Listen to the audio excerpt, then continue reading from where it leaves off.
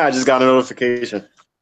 Yo, what's going on, everybody? We're live. We are live. Episode number 4, Sim Sports, real talk, baby, real talk. So we got some guests on our show. There's Giant Blue. And we're just starting out, man. How's it going? Hey, how's it going? You guys hear me okay? Yeah, you're good. Okay. You're good, man. So we're just getting started. I guess you just dropped in on us, so it's all good. You know, we're still trying to learn how to do this. So Perfect timing.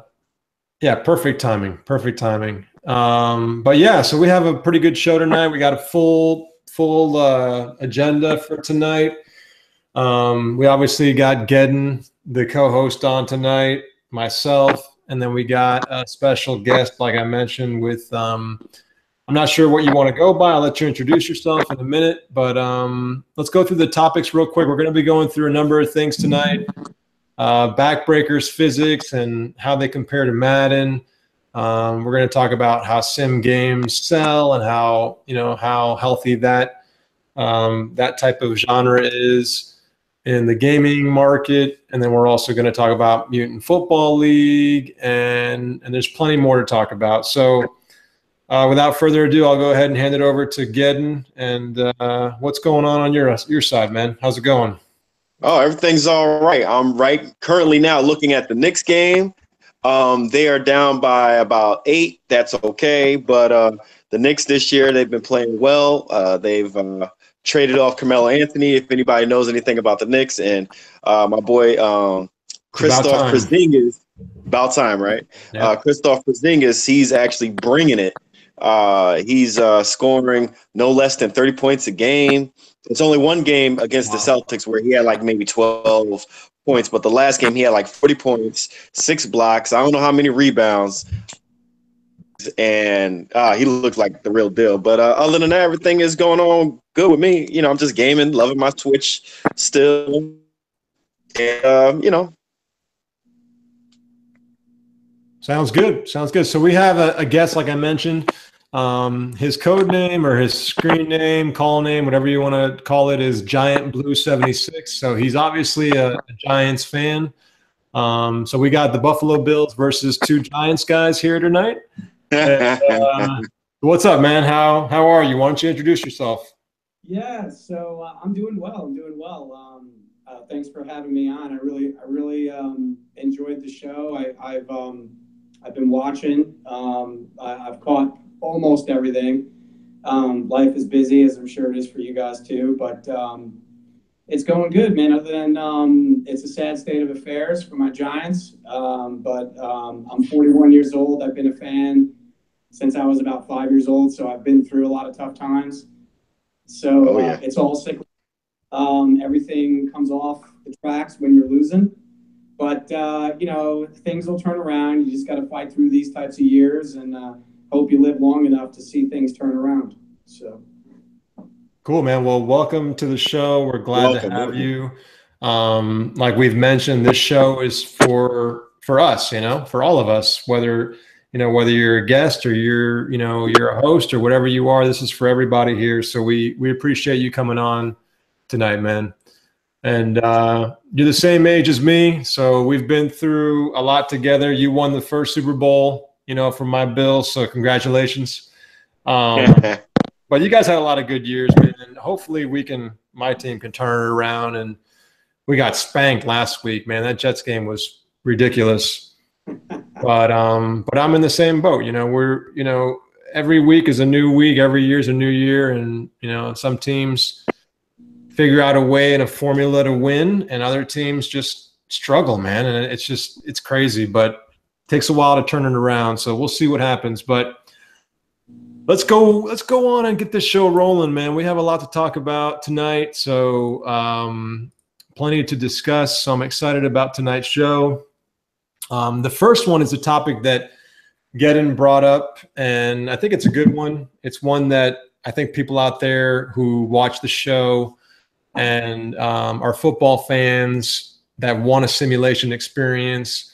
You know, you have games out there that have tried to do it. And BackBreaker is a game that came out, I want to say 2010 timeframe, by Natural Motion. I believe it was the company, and they had the Euphoria engine, and that game was something that was in the making for a long time. I know the guy that I forget what his name is, but the guy who founded the company, he was from, I'm going to forget the name of the university, but if you guys know it, just chime in.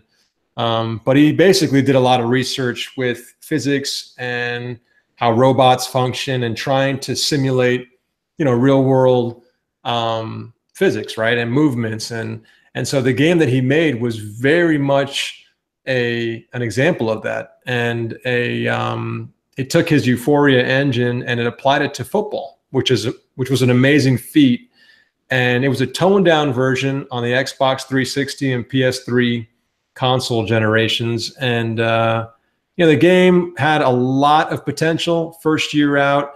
And the question tonight is, why are the physics in Backbreaker so much better than Madden? And we're going to discuss that topic now. And Gedden, why don't you tell us your thoughts on that? Sure. I mean, the main reason why the physics are just so much better in Backbreaker still, even though Backbreaker is what, 7-year-old game, it was the first iteration. The franchise is basically dead or in infinite limbo right now. But the reason why the physics was better, because at the time it was new tech, it was new software being implemented, and the game was being built from the ground up. You see, with Madden, what you have is you can add all types of new whatever you want to it, but it's an old game still being run on an old engine. It's just that they recreate or refurbish, if you will, old code, and they'll just layer it on top of garbage, and eventually you're going to get something that looks somewhat okay, but not really that great. Shout outs to Resolve and Ryan Moody.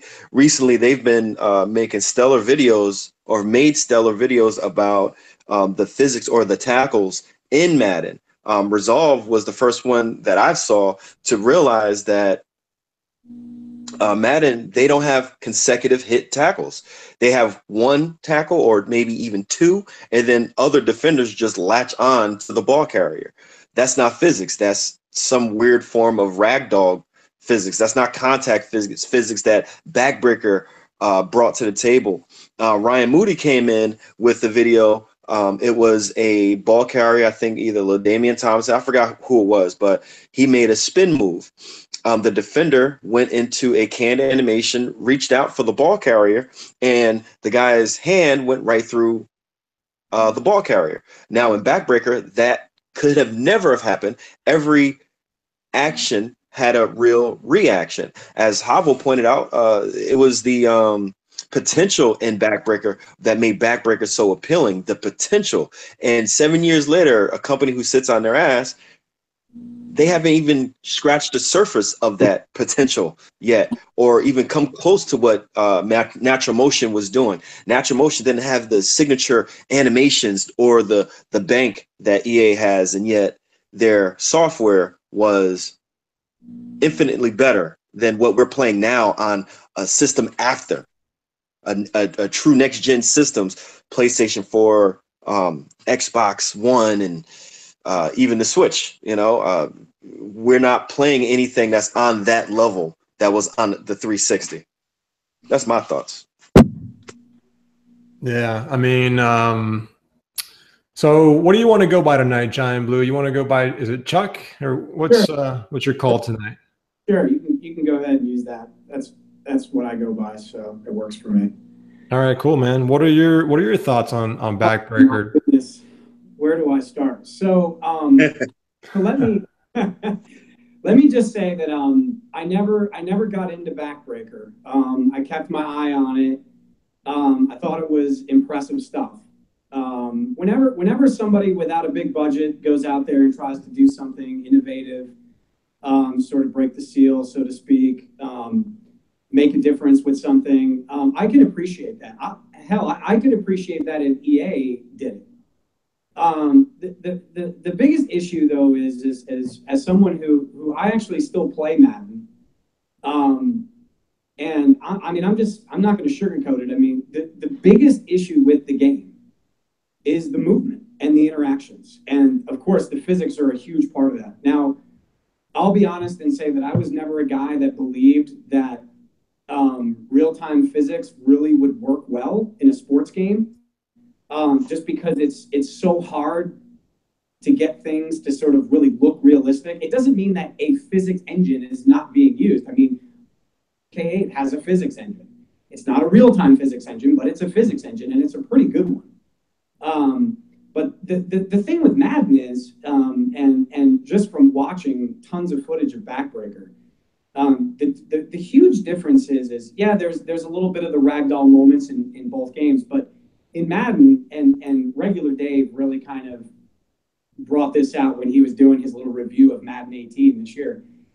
It just looks ridiculous.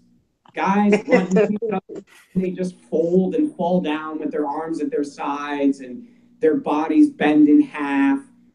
It doesn't have to be perfect. No one's asking for that. Just fool me into thinking that these players are real living entities. And I think that's why, so many guys like us and so many guys out there that are clamoring for realistic football to come back. That's why we gravitate towards 2K's football games, because no, they weren't perfect. There's no games that are perfect. There's problems in everything you can find. The thing about it is, though, most of the time you were fooled into thinking that they were alive. The players were real. They had little nuances. They had little movements and things that were organic or looked organic. The way they ran into each other, or the way they would change direction and interact. And the physics engine in Madden is absolutely horrendous. I mean, it looks awful. Once in a great while, you'll run into an animation that is okay, but you'll see that same animation 8 times in the game, because they decided at Tiburon, oh, well, we have a good one, let's just use it over and over. But I think that the biggest thing is just player movement in a sports game is the number one thing. You have to get the players to move realistically. And I think that, the Madden team's never been able to do it. They've never been able to do it. And I think they just made it worse with their physics engine, because they just layered it on top of the crappy animation system that they currently use. And instead of really taking it apart and saying, we're going to redo this and we're going to redo the movement from the ground up, and even if it took 5 years, that would have been better than just layering more crap code on top of crap code. And I think that's the biggest issue. Yeah, you had a lot of great points there. I think that Gedden and I can both totally agree with everything that you said. 100%. Yeah, I mean, let me share my thoughts on it too, because I have a lot to say. I think we all do. We could sit here for hours and talk about how Madden is lacking in those departments. It's never mind hours. Yeah, days. Yeah. Oh, yeah, days, man, months. But the way that I feel about it is, BackBreaker, to me, what I enjoyed about BackBreaker and what I looked forward to in that game was the fact that everything was organic. We all love the fact that you don't see the same animations every time. Like in Madden of those days, you would see the same animation. You would see 2 guys stand up at the same time and look exactly the same. Or the receiver and the defender do a jump for a catch, and they both would mirror each other. Mm-hmm. And a lot of the animations that came from those scripted games in the past, you do, even in all pro football, you do see repetitive animations because they only have so many in their library. I think all pro football does a phenomenal job of because they have so many, it seems like there's not a lot of repetition, but there is. If you play it enough, you'll see the same animations. And what I really, really liked about BackBreaker was that every play was natural. I mean, you might see some crazy movements and the guys may just explode into space, but and the ragdoll physics were, so it wasn't perfect, but every time you hit hike, you felt like you never saw this before. It felt super organic, and I really like that part of Backbreaker. The thing with Backbreaker though is that, you know, we didn't have enough time, like it is with every football game. I feel like with all pro football, the community did not give it enough support. And same thing with Backbreaker, that we don't allow these companies who want to take a shot at showing you a better product, at giving you something that's going to be better in the long run, an opportunity to survive. They come out, they try to put out something because they've probably been working on it for God knows how long, spent how much money, investors' money, resources, and they need to start to recoup some of their investment. So they have to release something, right?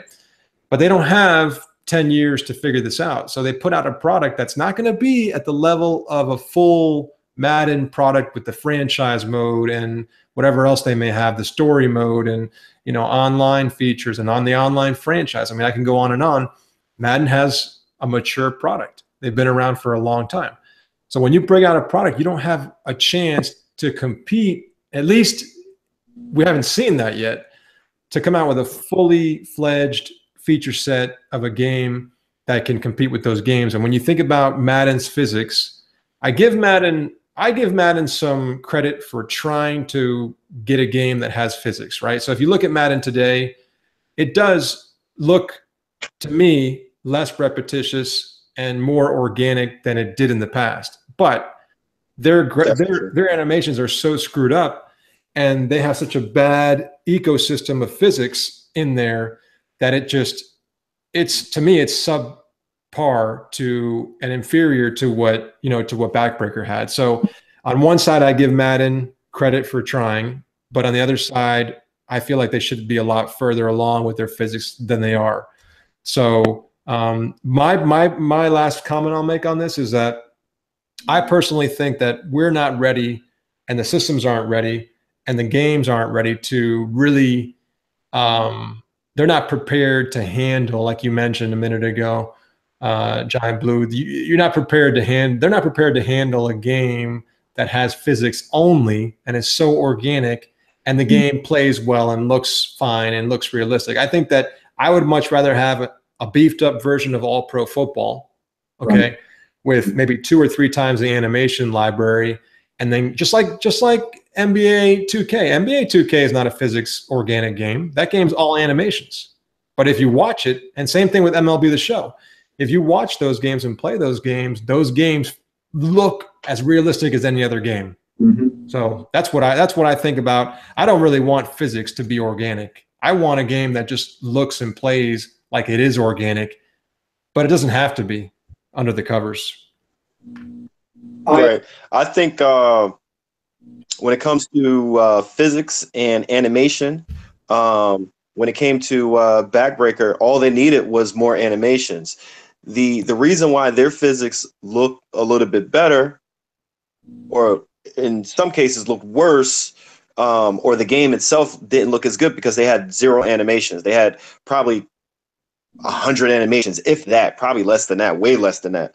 You had an animation for running, tackling, field goal kicking, throwing, catching, and everything else. I believe it was just running off the Euphoria engine. And the physics, what makes it so impressive is it had AI within the physics. Within the physics, within the animations, you can apply any animation to that, and whatever the reaction is, you're going to get a organic interaction, as long as it's the right animation or AI tree. Like you'll have players falling to the ground, but they're bracing for the impact, putting their arms down, or trying to land on their knees, or reaching for the first down or touchdown. That's what made Backbreaker so impressive. That was the potential of Backbreaker's physics. Yeah. Yeah, you guys both touched on something there that is, it often gets lost amongst the community when it comes to, you know, how a game looks as far as, you know, realistic. The thing about it is most reasonable people don't really have an issue if they see some wonky movements every now and then or whatever. I mean, it's software. It's not ever going to be like real life. and reasonable people understand that. The thing that makes Madden so rage-inducing, and let's be real, there is no game you will ever play in your life that can induce a rage like Madden can. Call of Duty. maybe. The biggest issue is that the context of the animation. So it's not necessarily the number of them. You could have, 20,000 of these animations, but if the wrong animations play out in the scenario that's happening and the outcome doesn't make sense, the Madden development team gets me so frustrated because everything with them is about outcomes. What they miss completely, and this is on my laundry list of problems I have with Tiburon. They miss this completely. Everything is about the outcome. You see Rex Dixon posting, "Oh, these are the numbers in the NFL. These are the numbers in Madden." No one cares about any of that crap. What they care about is the process of which occurred to get to those outcomes. They don't make sense. That's the problem. They don't make any sense. And that's why people throw controllers into their walls, because what plays out does not make any sense. You've got your 150-pound halfback running over 350-pound defensive lineman. Or, the 5'10" receiver out jumps the 6'2" corner, who's a 99 overall and makes this crazy one-handed catch behind his head.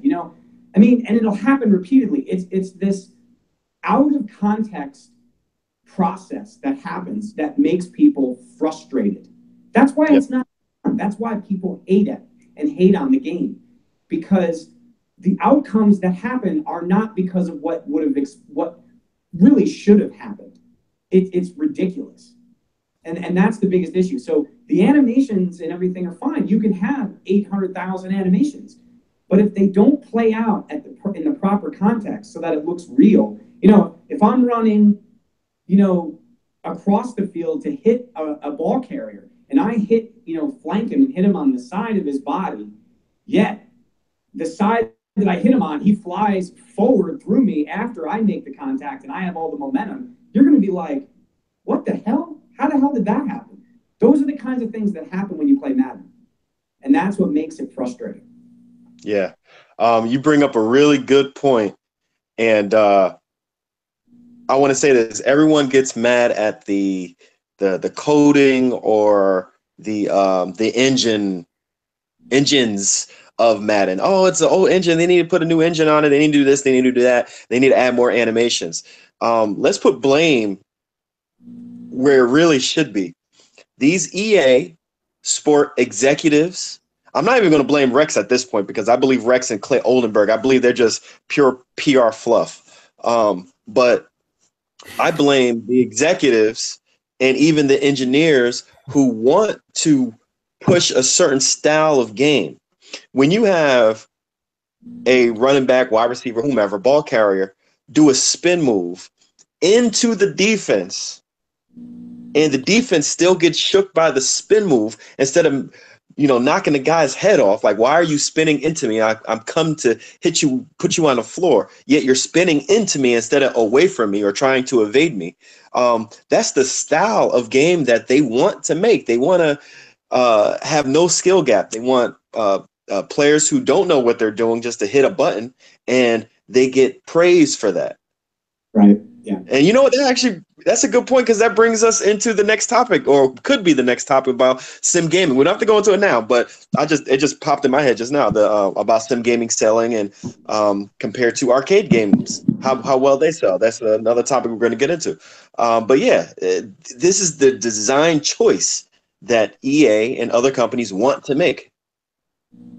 Yeah, I think that one more thing, and you guys both had great comments there. I mean, you're right, Chuck, about the fact that you can have all the animations in the world, but if the game isn't taking the rules of physics into play, and you don't have the right movements and the right behaviors and the right outcomes, then who cares what kind of animations you have, because they're not going to flow the right way.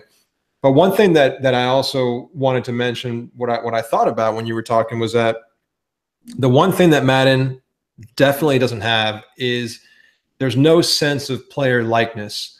And when you play a game like All Pro Football, and I mean, I'll even give that to BackBreaker. BackBreaker really didn't have player likeness either. They were all robot drones out there, which, you know, it wasn't perfect by any means. But you look at a game like All Pro Football, and you feel different when you're running with Barry Sanders than you do when you're running with Okoye. You know, you have a finesse back versus a power back. And when I'm running with Okoye, I want to truck somebody. And when I'm running with Barry Sanders, I'm going to do my spin move, my little, you know, juke motion. And same thing with the quarterbacks. The way you throw with Randall Cunningham is different than Dan Marino. So, I mean, the game, when you were playing that game, you felt like you had a different team. And what I liked about All Pro Football, which I don't know how many people give it credit for, but I was playing it this past weekend, and I love the fact that you can, even though it wasn't perfect, but I do like where they were going with being able to pick a team strategy, whether it be all defense or heavy run or heavy throw, and you can actually have your team feel like that sort of scheme versus a team that may be super heavy on defense or whatever. And you felt like you had those differences, you know, you had that variety and you had that differentiation between teams. And that's something that Madden doesn't have at all. I mean, that might be asking too much of the game right now, because the game needs more work underneath that level of quality. But I mean, fine. You don't have the perfect physics engine. You don't have the game running the right way. But why don't you at least let me see how you have the NFL license, for crying out loud. When Drew Brees throws the ball, I want to make it look totally different than when somebody like, I don't know, RG3 might have thrown the ball. You know, they're two different throwing styles, even though he's not even playing. But hey, at least I gave him a shout out. But the thing is, you know, you want to see different people, and you recruit people not just because they have a faster speed, which Madden is all based on speed. That's the only attribute you can care about when you're recruiting people in that game and you're scouting people. It's all about speed in that game. But when you go into scouting, you want to find someone that maybe has a quick passing motion or, you know, power running or whatever. And you just don't have that in Madden. They may have the numbers, and they're doing a little bit of that in Madden, but I don't think it's anywhere near where it was in a game that's over 10 years old. You know, so that's what frustrates me.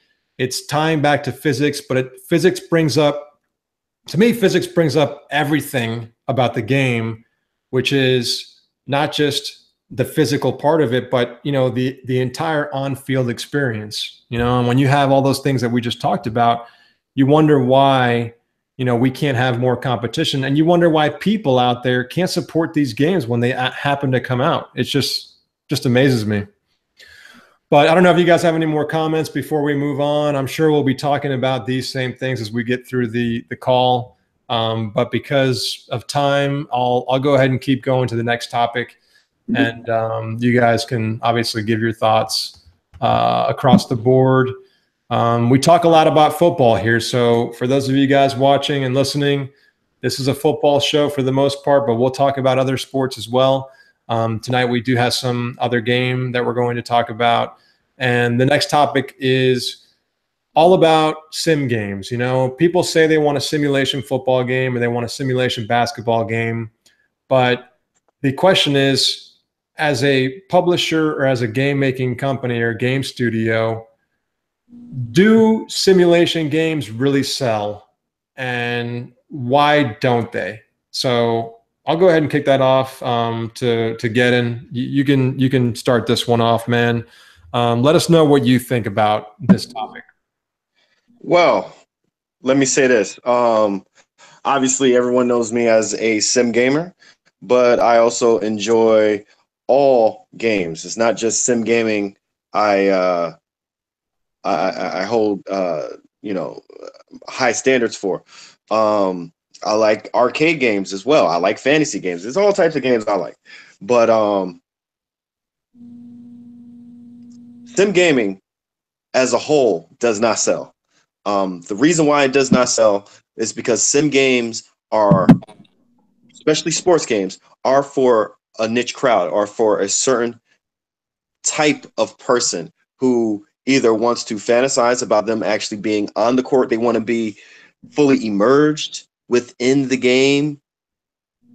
And we're talking about sports here. So it takes a certain person who actually either really love sports, played sports, and still games. And so not a lot of people that actually game and played sports. With basketball, I think it's a little bit of a different story, but when it comes to football, people who game, they might game casually, and that's why Madden sells so well, because Madden is a very casual game still. I remember many years ago when I was playing Madden. I never truly liked it, but I was playing it many years ago, maybe 6 or 7. I handed the controller to one of my buddies who've never played football in real life, nor played a football game with the sticks.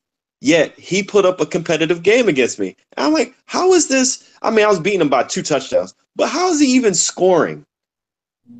You know, I'm the one who knows a little bit about football. I watch football all the time. I've played football. How is it even possible that he can even move the ball? And at that time, you know, even till today, it's all about the casual market. A game like Call of Duty. Call of Duty used to sell a great deal. They had a lot to do with politics. You know, we were always in war and all that, but it's a easy pick up and play game. Mobile games, easy to pick up and play games. They're not simulations by any means. Battlefield just now getting over the hump of selling more than Call of Duty, because Call of Duty has fallen off. They've been extremely stagnant. Battlefield has always progressed. Battlefield is a little bit more of a simulation game. It's not pure sim, of course not. There are other computer games, PC games out there that are way more pure sim shooter than any other game. But as a whole, simulation games do not sell as well as casual pick up and play games. That's just either America, that's just how people are. I don't know what the true answer is, but casual games always sell more. And that's why Madden always sells pretty good. And then they got Mutt on top of that. Ugh. Anyway, so whenever Rex talk about sales numbers, be like, okay, yeah, it's just because you have a very casual game. It's not a real simulation game. That'll end the argument real quick. What do you think, Chuck? I'll tell you, I actually have a little bit of a different take than Gedden's on that. Cool. So for me, you know, like you guys, I grew up, you know, playing, you know, football was always king for me and my buddies, but I played all sports, most of my life, all the games, sports games, every baseball game, every football game. I mean, going back to Atari 2600, the Apple IIe, you know, primitive games. And here was the thing that kind of stuck with us as we were growing up. You know, my buddies and I, we'd all, you know, fight each other and stuff because we would get so competitive playing each other, and we had a lot of fun with it. And the thing about it was every year when the new games would come out, the thing that would get us more and more engrossed was whenever they added something to the game that we could relate to real life. And so the closer that the games got to replicating what you would see in real life, the more addicted to those games we would become. I mean, I remember playing very early versions of Madden. I mean, the very first version of Madden I played. And then I remember shortly after that, they added things like, you know, the ability to fumble the ball. That was a big deal, right? Because it didn't exist before. Nobody had done it before. Then there's a game where, you know, you can have fumbles or tipped passes.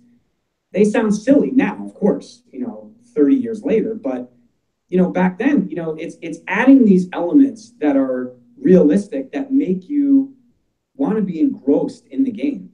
And I think what's happened is EA has sort of really spearheaded this. Creating, let's face it, creating something that replicates real life is difficult. It's a lot more difficult, and it's a lot more investment and more work, okay? Everything, and I don't even want to say EA. I hate lumping EA in there, even though you can have your opinions about EA. To me, Tiburon is the root of all evil.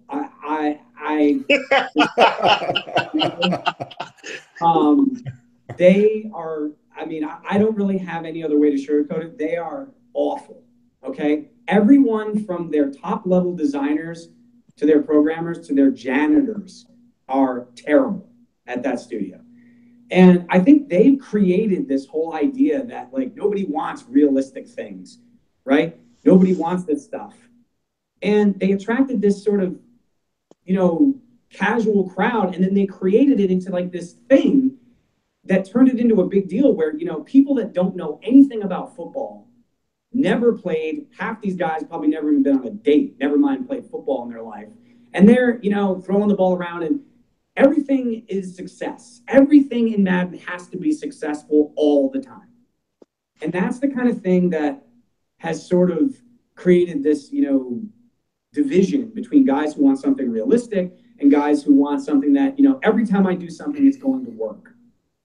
And, I miss the old days where, there were these things called tiers of difficulty levels and settings in the games where you could basically say, hey, I'm a guy who wants to dive deep into team management and franchise stuff and everything like that. I want to be able to go as deep as I want.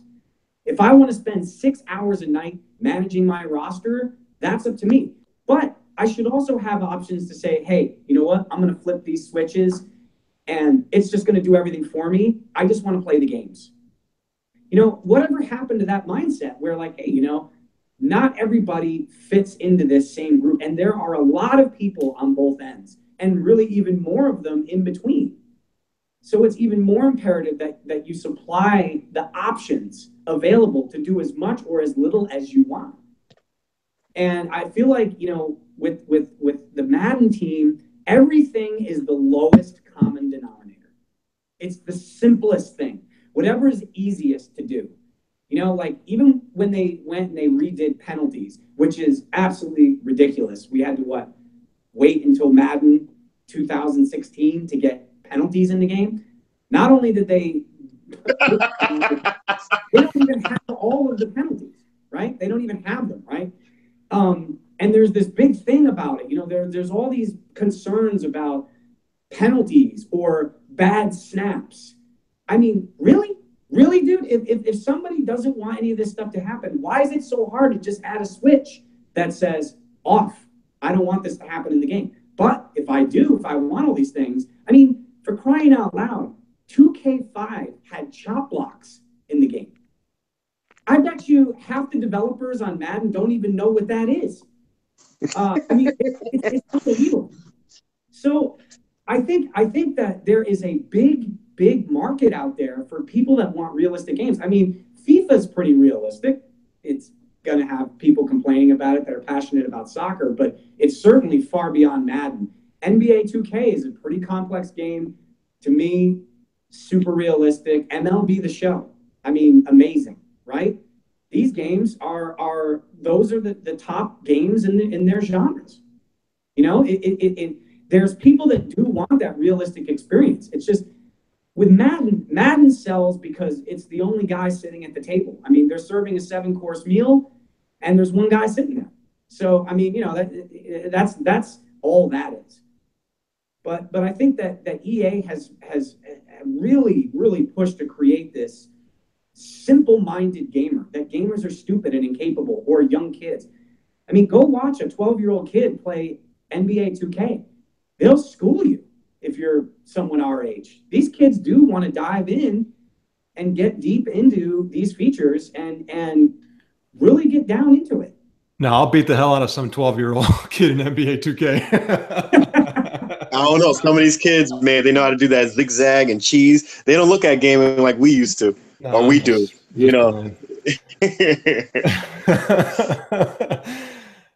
Yeah, no, you had some good comments there, man. I think about Tecmo Bowl way back in the day, and that game had me and my buddies playing every single night. Like we would go like on the weekends, we'd do sleepover hangouts, and we would play that game until our fingers came off, man, and then like go get some pizza and come back and play. That game was ridiculous. And I'm in the same boat you are, Chuck, about the like Atari and the Apple IIe and all that. And we went through quite a bit of history when it came to football games. And I agree. Like in the beginning, we had very, very rudimentary, 10-yard fight type of games that the guys would just jaggedly move around. And then the game started to evolve, and sports games and, you know, football games and soccer games too, and baseball, they would all start to lean more towards, like you said, more realistic simulation type of games. But one thing that I think games are missing a lot of nowadays is that, I don't want to say arcade, but that fun factor that we're missing, where it would keep you up all night like a Tecmo Bowl game. And Tecmo Bowl was not sim at all, but it had that fun factor, and it had enough of, I don't know if you call it player likeness, but it had enough differentiation. The way you had, it was simple, but it was smart, and it was very addicting. And the music, I mean, just everything about that game had a perfect package for the time. You know, when I think about games now and the learning curve, they don't even have manuals anymore, but the learning curve for a game like NBA 2K is through the roof. I mean, I was doing the tutorials when I first bought the newest title, the NBA 2K18, and they have like 100 different moves you can do with your buttons. And I'm like, how the hell am I supposed to remember all this crap? I want to back somebody down, you know, with the L trigger and do a post-up move and turn. Now, I like how deep they're going. Don't get me wrong. I like that. But even for somebody like me, who I consider myself to be more on the simulation side, I only have so much time in my life to be able to dedicate towards mastering these games. But so when you talk about anybody else and the markets that are out there and the consumer bases that are out there and the demographics, you have people that have limited time, and the number of games that are out there and the competition that's out there, whether it be a sports genre game or, you know, first person shooter or what have you, people only have so much time, right? So they want a game. People want a game that either A, they want to be able to just jump in, play for a few minutes and leave, or they want a game that they can dive the opposite extreme, dive super deep into. And I think that the point that I'm trying to make here is that I think that companies should focus on giving us everything. I know that sounds crazy, but if somebody wants to dive deep and go full simulation mode, give them a simulation mode. If you want to go in and do a quick arcade mode, fine. You can give them that. That's fine. Let them tone everything down, put the sliders on rookie, and have at it. Have your fun with your, you know, with your brother, your sister, friends, whoever, and go play and have a good time. One last comment I'm going to make, though, is that it's crazy, man. I have a 6-year-old kid. He was just in here. His head was in here a second ago. I don't know where he went. But I'm sitting here working on my game or whatever, and he plays Madden 18. The kid's 6 years old, right? He doesn't really know how to play those games perfectly, but you're right. He's picking things up quick as he gets older. And the one thing that I noticed with him is that he's always telling me like, hey daddy, look at that. And I swear to God, like I wish I had a camera, because every time he plays Madden, he stops like I do, looks at the replay. He's like, Dad, look at this. What's this guy doing? Look at the way the animation is. I mean, you got a 6-year-old kid, and he does it constantly, and it gives me like chills, because it makes me realize. Prodigy. Yeah, it makes me realize even more that this kid and these kids out there, they're not fools, right? That's why Madden gets away with murder, because Madden puts out a crap product, and even a little kid who doesn't know much about the real sport, he's even able to sit there and say, what is this guy doing? How's that realistic? And this is a 6-year-old kid. And so it's like, come on, man. So I could not agree with that more. I really couldn't. I can't tell you how many hours and hours of conversations I've had with buddies that I've connected with over the years, you know, about this topic. You know, the same thing is, it's like I said, everything is brought down to that lowest common denominator, because it's like they think that, oh, God forbid we make it any sort of in-depth sort of thing, and it's going to be too complicated. I mean, if you played Madden CFM, the injury system is a binary injury system. You are either 100% healthy or you're out. That's it. So if you dislocate your elbow, you're out for 8 weeks, you come back, you're 100% healthy, everything is great. But you're out for 8 weeks. No. There's no statuses. There's nothing that you can do during the... Are you serious? I'm dead serious. There is nothing you can do. Send him to a training staff, or, you know, like the old 2K5 franchise mode where you could, you know, put a guy in the cold tub, or, you know, you could, you know, take it easy on him in practice. There's no dynamic there. It is just, you're hurt. Listen. You're out. not to cut you off. Oh. And that's the sort of thing that even young kids, like your son, for example, he's 6. He's not stupid. He sees this stuff and he's like, what the heck is this guy doing? This is silly what he's doing here. That doesn't look like anything I've seen out there. You know what I'm saying? I mean, my wife can come in and, watch me play Madden briefly, and she'll be like, why are they moving around like that? That looks silly. And she doesn't know anything about this stuff, she doesn't care, but it's obvious, to even the most casual person when it comes to this stuff.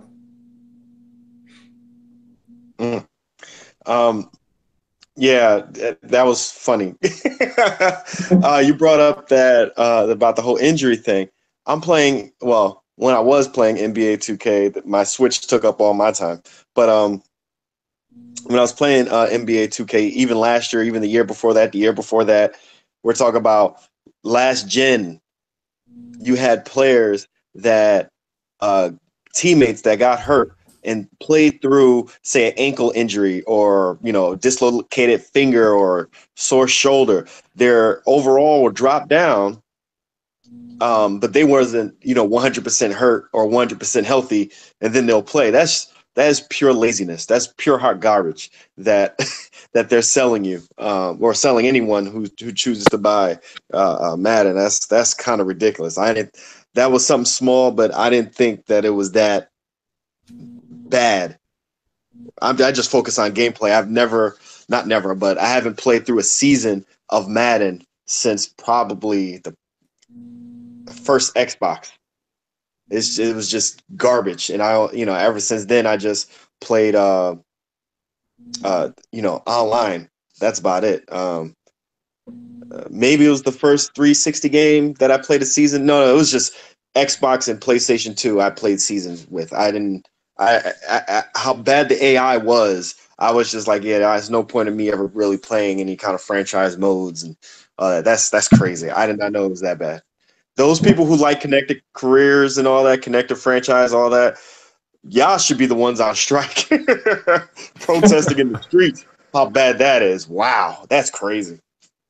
That's insane. Yeah, it's crazy. There's no doubt about it. Wow.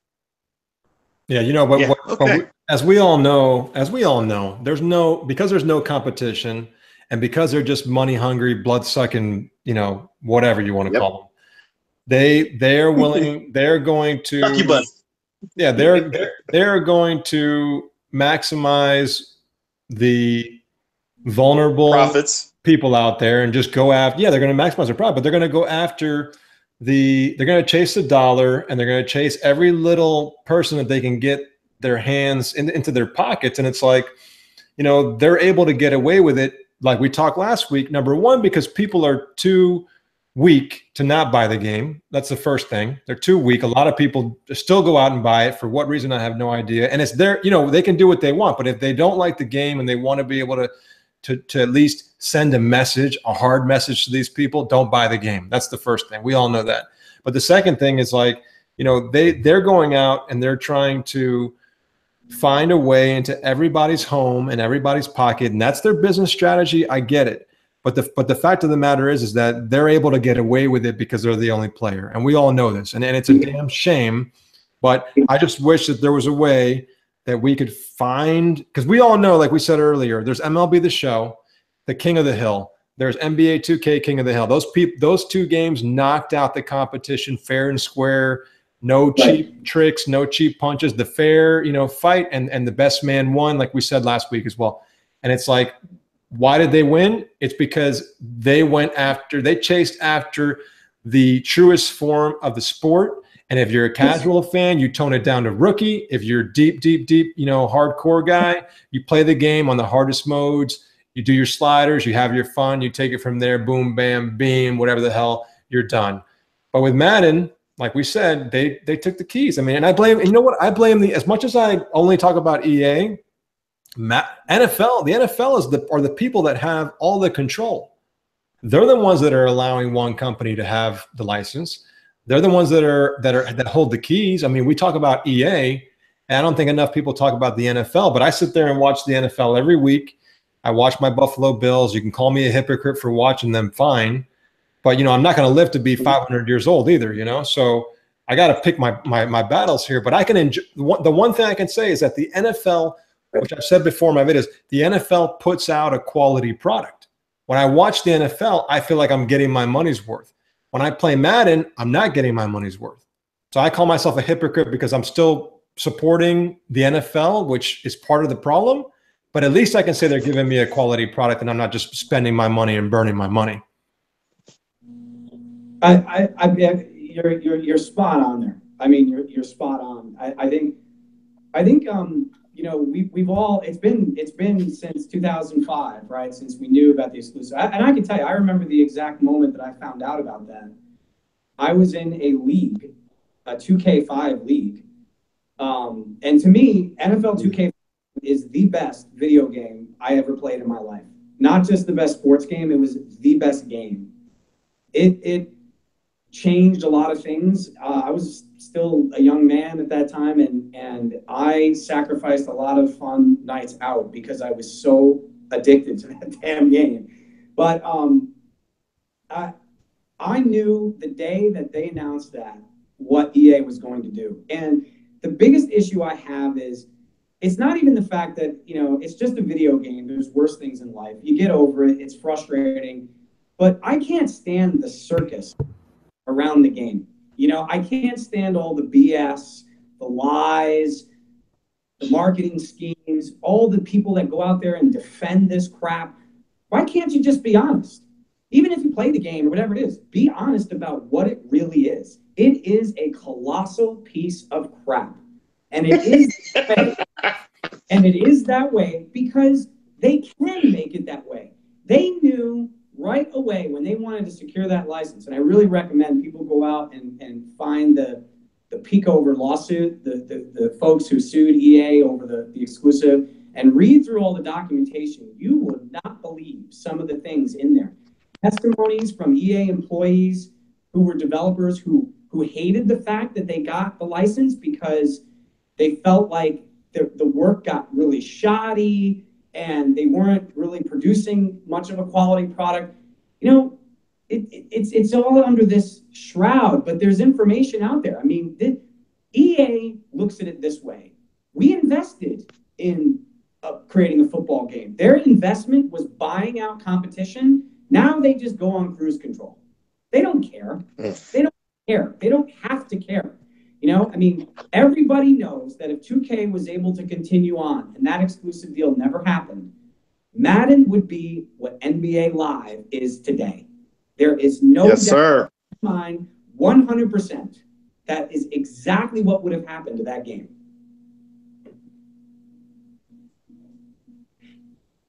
Damn straight. I mean, that's exactly what would happen. And the game looks exactly, the game moves like NBA Live. And I'm in the same exact, I have the same opinion you have on that, man.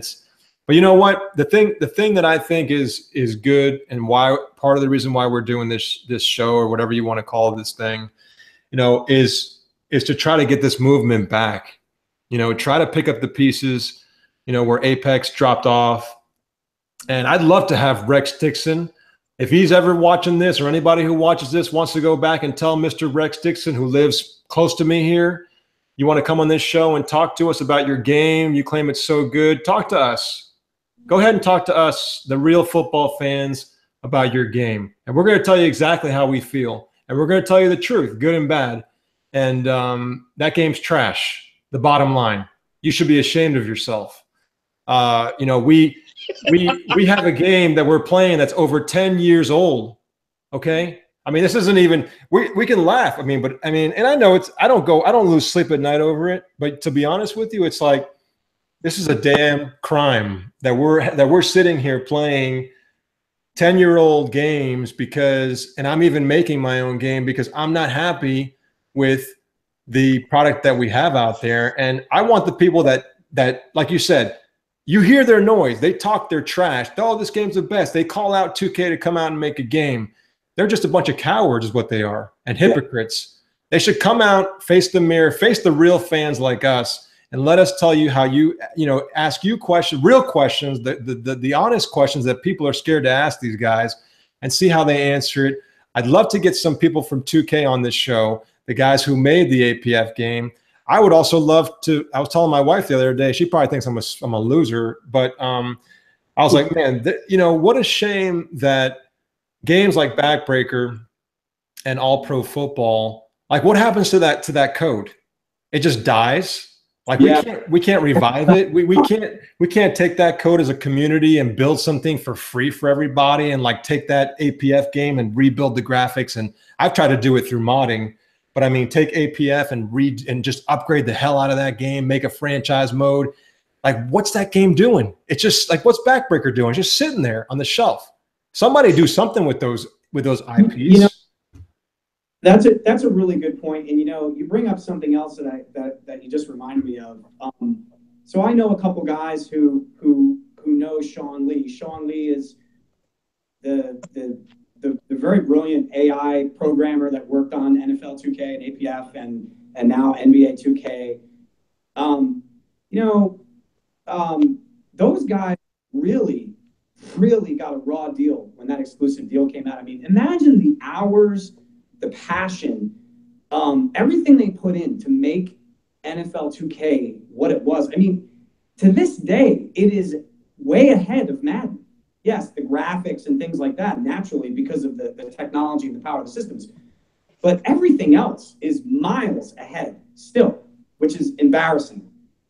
But just imagine, through no fault of your own, putting in all of that effort and that work, only to have it stripped away by somebody who can do it, a tenth as well as you can.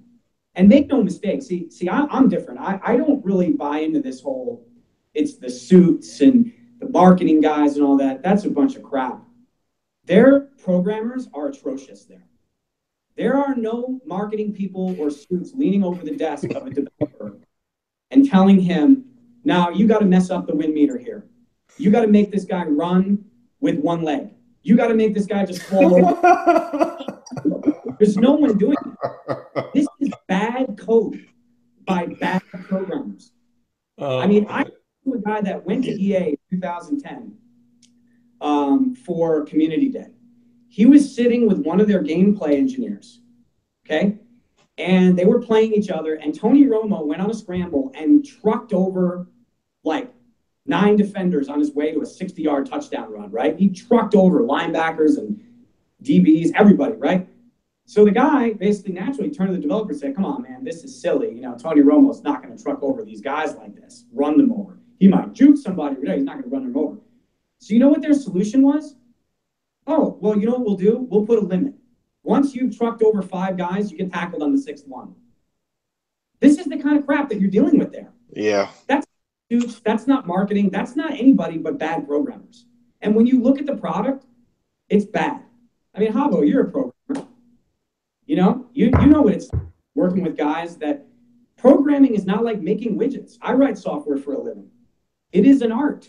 It requires talent. There are people that are exceptionally good at it and people that are exceptionally bad at it. And a whole hell of a lot of people in between, like anything else. And to me, I've always felt this way about Tiburon. I mean, I remember one of the many times I got banned from Operation Sports. The first time was when Ian Cummings came in there back when he was building Madden 10 and said, hey guys, I want you guys to tell me, I need to know what teams run a 3-4 defense. I read that and I couldn't even believe it. It took me a half an hour to write a response.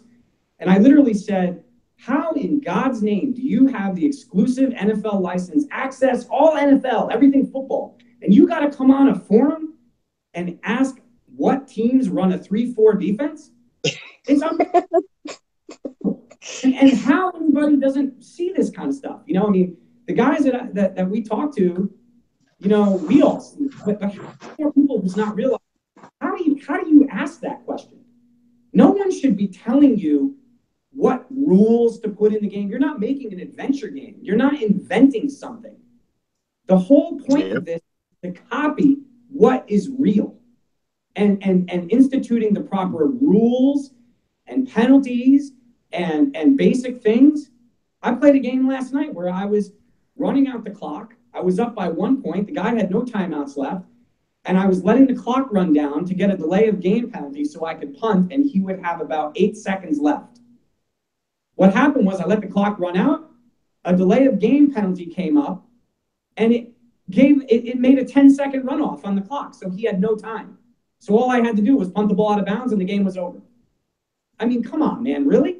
There's no excuse for that. It's crazy, man. We can have 5 shows in a row just talking about this subject. And Chuck, man, I just realized that you're the one that I was talking to back in the Group Me channel, man. I totally didn't even connect the dots, but good to have you on the show, man. Good to finally meet you. Yeah, man. Sean Lee, real quick, I'll say Sean Lee did write to me. I wrote to him, the guy who was on the 2K games, and he told me that him and all of his friends are huge fans of what I've done with the All Pro Football editor. And he's like, we're all rooting for you to find out more. Like the way he said it was like, there's more to unlock that we can figure out. And that's when I started to go down this path of trying to get into the actual DVD or the CD, the game disc. And, I have it as an ISO. You can extract it as an ISO and then basically, look at the contents. And I still, to right now, to today, I still dream about trying to decompose and decompile that thing and get the actual logos in the game and switch them out to be the NFL. And I could only imagine if we were able to do that, how much more we can get out of that game. But anyways, we have to keep moving because it's getting late, and I don't mean to cut off this topic because we can go on forever, but great conversation. We're definitely, I think the invitation is open for you to come back, in the future for sure. And, we're not telling you to leave now. It's just, I think that this conversation is a great one and we can continue to have it in the future. But let's just go ahead and move on so we can get this show wrapped up at some point. We wanted to talk quickly about the new game, Mutant Football League. I have the game for the PC. I actually played it when it was on Greenlight on Steam. And from what I hear, it's coming out for the Xbox on the Live Arcade, I believe. So it will be on Xbox, and I imagine it's going to go to PS4. The game had a very successful Kickstarter. You guys probably remember Mutant Football League when we were kids or younger. And that game wasn't a game that I played from memory. I didn't really play that game. I was more of a hardcore simulation type of guy who wanted the NFL. But I've played, like I said, I've played the one that's out. I haven't played it since it's been released. I think it just released this past week or so. And I wanted to bring it up for 2 reasons. For one, because it kind of makes me think that a fictional game like that, and a game that has, it's football, but it's also based on a fictional world, that game could raise over $100,000 in a Kickstarter from a community that I don't know who these people. I don't know what type of. I'm not sure what type of are these people sports guys? Are these people that just like, mutants on a field? I don't know what it is, or they just love the old one and they want that, nostalgia back. But it makes me wonder about fictional games versus licensed football games. And, what are our thoughts on those two? So we're going to kind of combine the next 2 topics.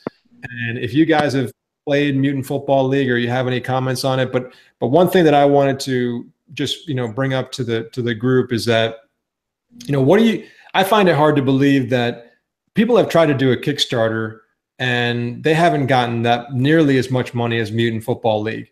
Those Immaculate Football guys have gotten close to that. I don't know how the hell in the world they're getting it, to be honest, but somehow they're getting it. And that could be a whole other topic we can talk about. But that's a joke to me. But when I think about the Mutant Football League, man, they've raised a lot of money.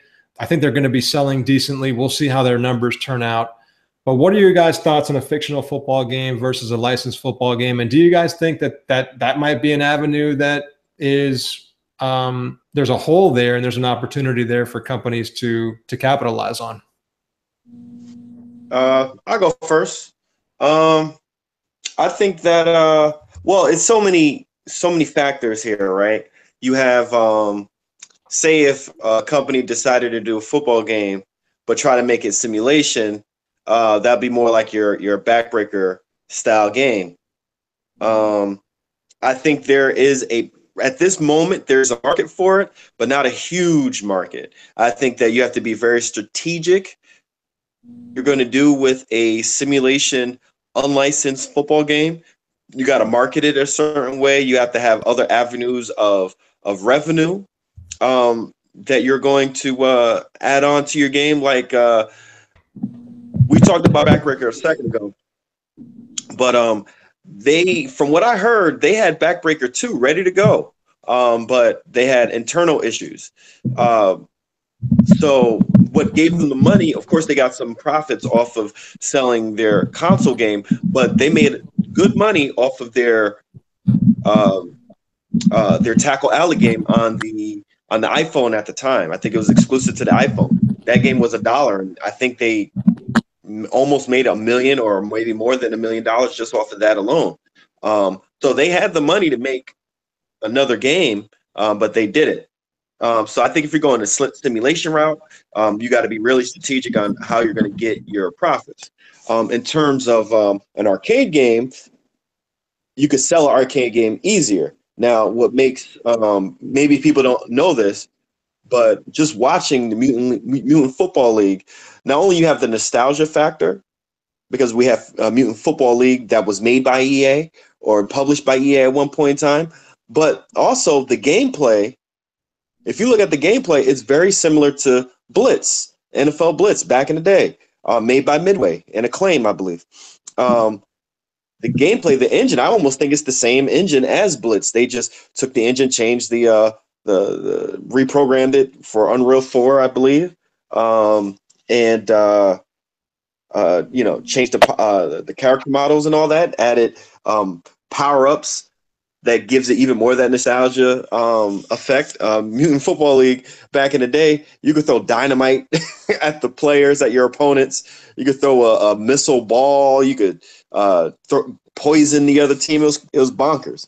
But that level of depth is actually a cool thing, and to add that into an arcade-style football game. Look, Blitz the League actually did well sales-wise, I believe, and Blitz the League 2 did okay. It's just that I think either the company went downhill or whatever the case was. I don't have my facts in front of me to read off to you guys, but a fictional arcade-style game could sell well in today's market, because really the only thing you got is Madden. That's all you have. You don't have anything else. That's why there's a possibility of a simulation game without the NFL license to sell okay. Because you only have Madden. You have so many years of Madden back to back to back to back to back. Even though NBA 2K is a great game, phenomenal game, but people get tired of that game. And then when that game has so many issues that every game will have, they get sick and tired of those issues year after year after year, and they want to play an alternative. That's why you have some people calling for NBA Live. Yeah, you got NBA Live fans out there, but eventually people with these yearly installments, people do want to play. With NBA 2K, I know that's not the only factor, but it is a factor. With Madden, it's that plus the game is trash. I think there's a market for either game. You could go fictional, non-fictional, whatever. I think there's a market. I think a developer really put their blood, sweat, and tears into it, give us a quality product, and I think it will do decent. Yeah, every time someone says Madden is trash, I just have to laugh. Angel gets his wings. Yeah, right.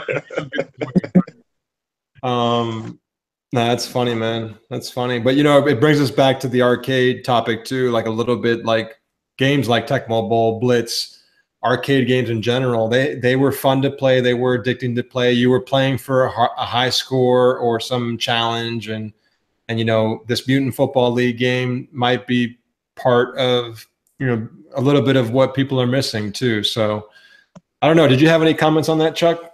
Yeah, I'll just say one thing. I think it goes back to a good point that you made earlier in the show about the fun factor piece.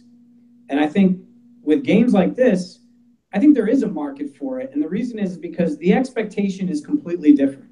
When what you're expecting to get out of a game like a Madden or an APF or whatever is a serious game, a real, a game that an adult could play and really enjoy.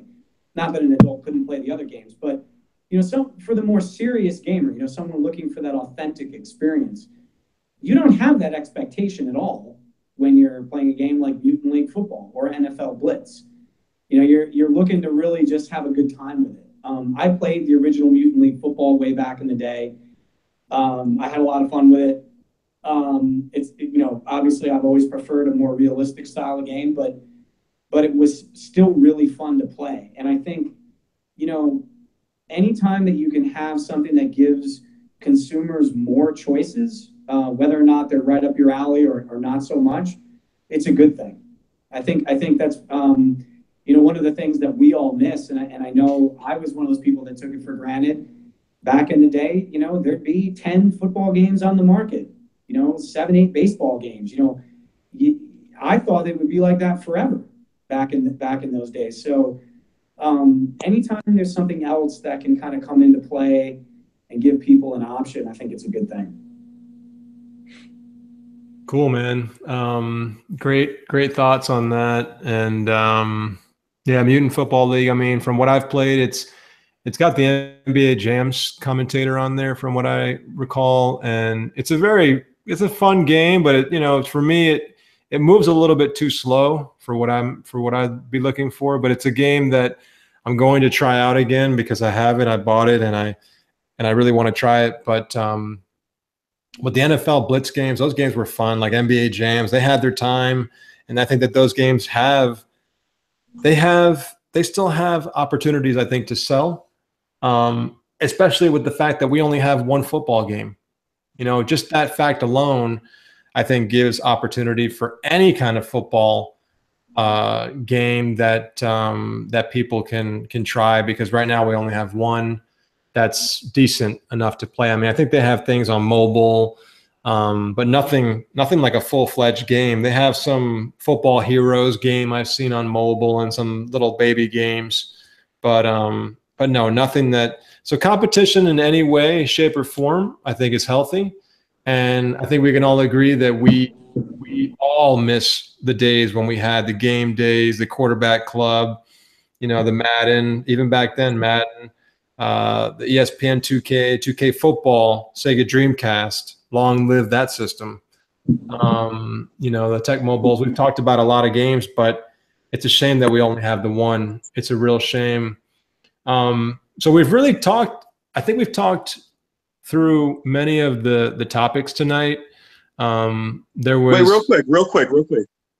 Sorry to cut you off. Yeah. I'm looking up on my phone as we're doing this cast, and you remember NBA Playgrounds? That was an arcade game. It had a license, but it was an arcade game.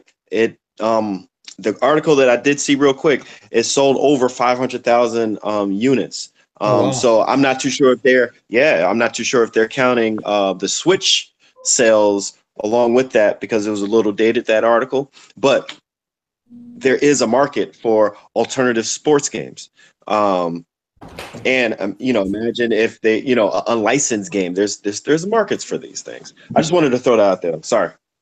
That's a good point, because I totally forgot about that game, and I thought it didn't do very well, but I guess they did better than I thought, that amazes me too, because I think All Pro Football sold, like we said last week, maybe 200,000 copies, and you have a game like NBA Playgrounds. Now they have the license. We all know that that's a major contributor, but that's more than I thought they sold. So I'd be curious I might do some research and check that out. But one topic that we didn't talk about yet that just came out, the Xbox One X, it came out today. I believe it came out today. And yeah, it came out today. I wanted to hear your guys' thoughts on it real quick. Do you guys want to buy the system? Do you think it's worth buying the system? And then I'll chime in at the end. I have some thoughts on it that I'd like to share, but I'll let you guys kick it off. Why don't we go over to Chuck? Chuck, what do you think about the new Xbox? Do you think you want to get that, or is that of any interest to you? Not yet. I'm normally, when it comes to tech stuff, I'm an early adopter. But in this particular case, I'm going to give it some time. I think I'm going to wait a little bit and see what kind of content really comes out, makes it worthwhile. I'm going to give it some time. I know a few guys that have sprung for it already. I'm anxious to get their thoughts on it, but I'm gonna hold off for a bit. Okay, smart man, smart guy. My thoughts. Let me give you a little bit of backstory on my abuse of Microsoft. Well, how Microsoft abused me. I had an Xbox 360. I bought it day one. That would be the last system from Microsoft that I ever buy day one. I bought it. I remember that day because the next day I was going to fly out to see my parents. They live in North Carolina. So I was going to fly out the next day. So I was drained. I waited on the line like a freaking loser overnight to get this damn 360. Got the 360, got home, it didn't work. I'm like, what's going on here? Right? So came back from my trip, had to send that system back, wait 2 or 3 weeks for them to send me another system. That didn't work. I called them back, 1-800 whatever for my Xbox. I know the number by heart, and that's a bad thing. So it got so bad. I went through 2 or 3 systems. They sent me 4 games for free. They sent me 4 games for free. And because of that, I took that system that they gave me. I played it for like 2 years. And then I took that system, sold it to GameStop because it started to give me issues with the disc, right? So the disc reader, having issues with the disc reader. So I got a refurbished system back. So I went through too many freaking Xbox systems. The Xbox One was given to me for a Christmas gift. I started to get little read error messages. No, I'm selling this one back. I sold that one back, got a 1S, right? The 1S came with Madden 17, whatever it was. That's the only reason why I have that game. So they come out with an Xbox One X. I ain't buying that system. No way, no how, not at all.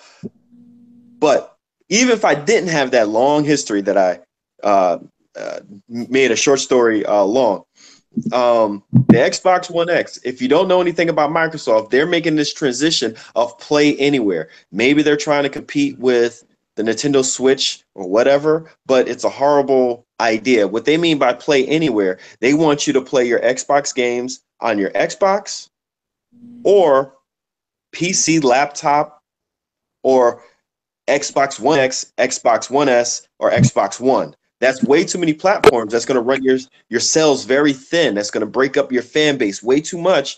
And as Chuck alluded to, he's going to wait to buy the Xbox One X because guess what? There's 0 games exclusively for that system. 0 games. There's no games that you could buy right now that's only going to be able to be played on your Xbox One X. Then I get the argument of people on Twitter or wherever, my friends, oh, but it's 4K. You got a 4K TV? No, shut up. You're not going to get anything out of that system, even if you do have a 4K TV. Are you playing the game or are you playing resolution? Take your pick. It's the same game. Now, if they would have said, hey, this Xbox One X system is going to run all your games at 60 frames per second and 1080p resolution every single game that comes out. That to me, that's more appealing than 4K at 25 frames or 30 frames a second, or they got Forza running at 60 and 4K. That's great, but it's a racing game. That's kind of easier to do. They're doing some very phenomenal things with racing games nowadays. But yeah, there's nothing that you're going to be able to play on your Xbox One X. And what makes it even worse, the vice president, Phil Spencer, the day before the system launches, the Wall Street Journal, it was an interview that he did with the Wall Street Journal. He said that more games are going to come out on other platforms from Microsoft. So they have Minecraft. They just bought the company who created Minecraft. So they have that game on the Nintendo Switch, and I think it's on the PlayStation 4, I believe, and on tablets and whatever. They're talking about games like that, but that could spill over into like your Gears of War, your Killer Instincts. You know, Killer Instinct was originally on a Nintendo product anyway, so that would be smart to bring that game if you're doing this crazy strategy to another system. But what makes systems sell are your exclusive games. Yeah, you have to have good third-party support and a decent system, but you have to have exclusive games. You don't have exclusive games, your system isn't going to sell. And I really think the Xbox One X is going to flop. It might flop pretty hard. I know that was a lot. I'm sorry I made that long, but it's just a lot I had to say. No, it's all good. The Xbox, from the research I did and just looking at and hearing some news about the Xbox One X, a lot of people think this is the last generation for gaming consoles, for Xbox consoles. Let's put it that way. I mean, we all know that, like you said, the exclusive titles and the exclusive games are the reason why, you know, these systems really sell. I mean, PS4 had a lot of exclusive games on it that helped the system out. The PS4 Pro, I watched a video where the PS4 Pro was being compared to the Xbox One X, and the graphics look better on the PS4 Pro than they do on the Xbox. It looks sharper. It looks higher resolution. And I can already tell you that the PS4 already looks superior to the Xbox One. I have an image here that actually compares the Xbox One S to the Xbox One X that Gedden had found. Let me go ahead and share that for you guys on the screen here. Let's see if you guys, let me put it over here actually.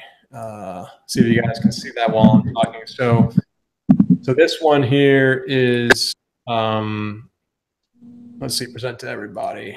Okay, so hopefully you guys can see it. So this is a comparison between Xbox One S and Xbox One X. And they look very, very similar. I think you could see a little bit more detail on the Xbox One X in comparison to the S. The guy's hair and his facial features are a little bit more pronounced. He looks a little bit darker, sharper. But I mean, this is the same type of comparison that you see between PS4 Pro and the Xbox One X. So that's how much better I think the PS4 Pro is. And when you look at the exclusive games, like you said, I don't know. I just saw that there are some exclusive games. I don't know how exclusive they really are, or they're just saying that they are titles that are coming with the Xbox that are going to be enhanced to 4K. But from what I've read and learned about the Xbox X, this isn't a brand new console. You can play the same exact Xbox One games on this console. And when you think about when new consoles came out back in the day, you'd be in line. They're a whole new game, a whole new disc or a cartridge if you're Nintendo. You had a whole new generation of software that you were using to play on that system. With the Xbox One X, you're talking about an iteration of the same exact model, same generation. Now it just has a little bit beefier specs. I personally think that the consoles are I don't want them to die, but I think with all the mobile technologies out there and the easy to play games, like even the Nintendo Switch, I see things like the Xbox. This might be their last console, and like you said, they're going for a service-oriented architecture where they serve games to you. You don't have to have the disc. You don't have to have the hardware. You just have to have an internet connection and a computer or some sort of device that can handle the consumption of these games. And they want all the games to just be online. You send them some inputs. they collect those inputs, they send you some outputs, and you can see the actual game. You can experience the game, and you don't actually have to own anything physical.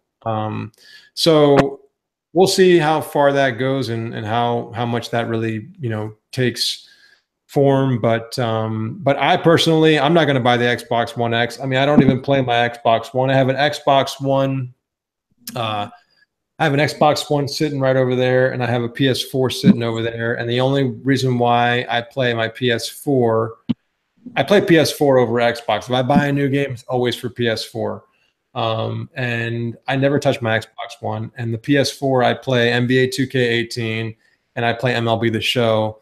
My kid plays Gears of War on the Xbox, but that's pretty much it. So in terms of the consoles, I still play for the titles. I play the Xbox 360 the most. I play the old Xbox One, the original, the number one, the big black box. I play that one a lot too because it has the older games. So I'm different. I'm a different, I guess consumer. But when I think about the people that are out there in the real world, are they going to be dumping in, God knows how many hundreds of dollars of things this costs. I don't even know the price, but are they going to spend their money, their hard-earned money, for a product that's going to give them a little bit of a bump in terms of resolution? And do they have the 4K TV like you mentioned? So, it's to me, it's I'm not going to buy it. I don't think it's going to be a big hit. I think they're going to flop, personally. But it'd be interesting to find out how many people really want a high-res system. If it were me, the way that I do it, I have my PC for that. My PC can outperform any console that I own. It just hands down, it just blows them out of the water. And I spent quite a bit of money on my PC, but if I want a high-res experience, I'll get it here. I'm not going to get it on my console. And for me, I'm old school. It's all about the gameplay. I don't care what kind of quality you have in terms of the resolution. The better, obviously, the more it'll look nicer. But I want gameplay, and I think you guys would agree with that. Yeah. So, all right, well, go ahead.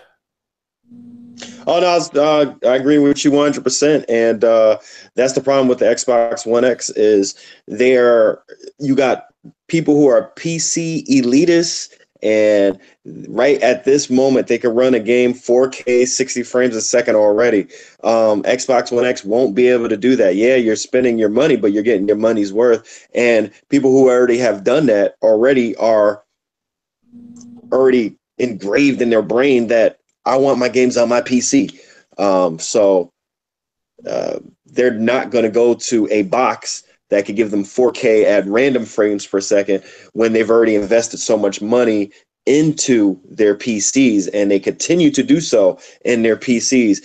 I guarantee you by December, January, it's going to be a video card that they're going to run out and go get that's going to bring the level of graphics to another level. That's going to crap all over the Xbox One X and the PS4 Pro and computer graphics cards that are out now. So, I mean, the Xbox One X. I don't know where they were.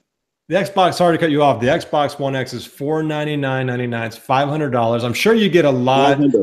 Yes, $500, man. I'm sure you get a lot of specs for your money in one little package. I think it's probably a nice little package for $500. You can build a computer for $500, and you can get probably a more powerful computer. But for what you get in here, I mean, but the price is just way too extreme. I mean, if you were giving me exclusive titles and things I can't play anywhere else, and a new generation of games, not just the same game I can play on Xbox One, I may consider that. But but $500, I mean, that's pretty yeah, that's high. that's I think I showed it there with the graphics that you put up earlier. You're spending $500 for a pretty slight improvement in resolution over the existing titles. To me, it's not at all worth it. It's not like a typical console generation leap where we would probably spring for it and pick up a couple launch titles that are taking advantage of some of the newer technology. This isn't the case. I mean, I think they're overselling here, in my opinion. Yeah. Really, Sony and Microsoft, they're kind of messing up the whole console generation thing. I mean, Javo kind of pointed that out with it's going to be like their last console. Now, imagine this: Sony's next console and Microsoft's next console. You have to either do 4K 60 frames a second every game, or you have to do better than 4K. How are you going to come out with a system that is just as good as your Pro or your Xbox One X system? Come on, they really shot themselves in the foot or in the face, really, with this. So I don't know what they're going to do for the next consoles, and nobody's going to buy a $600, $700 console. I don't know what they were thinking. I really don't know. Yeah, I don't know. I don't think it's, from what I've heard, it's not for people who have an Xbox One S. If you have that, you don't get this system. I don't think they're trying to capture those consumers. But I think even for people who have an Xbox One, why would you want to go with that system? And, if you want to just burn your money, or money's not really, that important to you, or you can just spend it, then go for it and get the higher level resolution.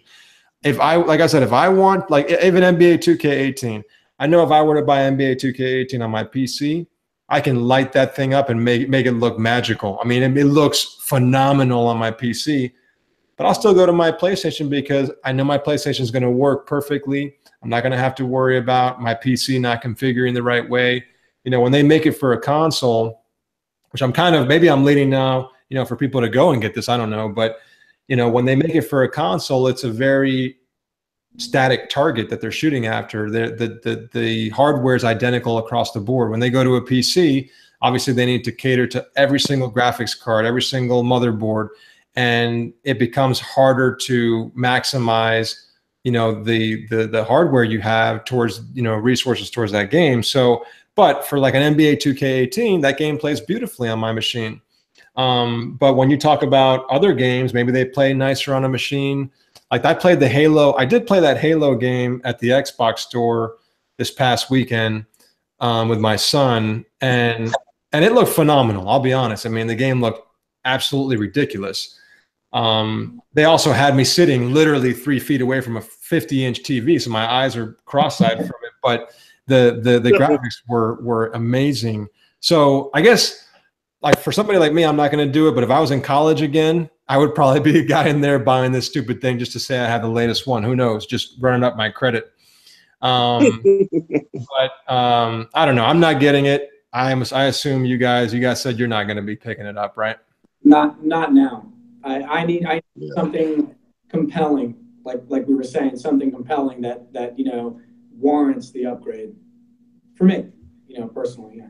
Yeah. Now, if they made an all-pro football for the Xbox One X, I'm buying it. I'm buying that thing tonight. Right now, there'd be a sprint to get there for that. Yeah. Oh yeah. Yeah. Oh yeah. Oh yeah. For sure.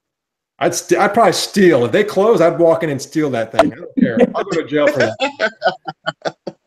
But yeah, no, man. I mean, I wish they had it. That would be a great sale for us. We know that. But even talking about APF real quick before we get off, if they did bring back like the backwards compatibility for APF and they were to sharpen up the graphics, that could at least give us some little bit of a bump. Sure. I would jump on that. Yeah, why not? I mean, that'll be interesting to watch. That'll be really good for the SFL. Oh yeah, for sure. For sure. All right. Well, I think that's everything. Unless you guys have anything else you wanted to bring up, we've gone through all the topics. Is there anything else that you guys wanted to talk about before we jump off? I'm good. I just wanted to thank you guys. I had a good time with this. You guys are doing a great job with the show, and I hope you keep it going. Oh, yeah, definitely. Thank you, man. Thank you for coming on with us. Appreciate it's always nice to have another opinion and another voice on here instead of hearing my stupid voice all night.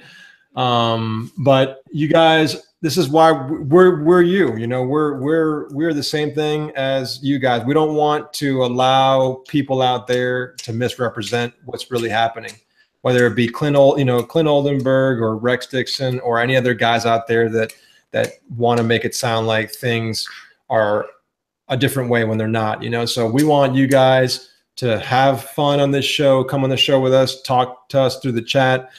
And you're more than welcome, like I mentioned. Chuck, anytime you want to come on, man, you know, if we have room, we'll slot you in.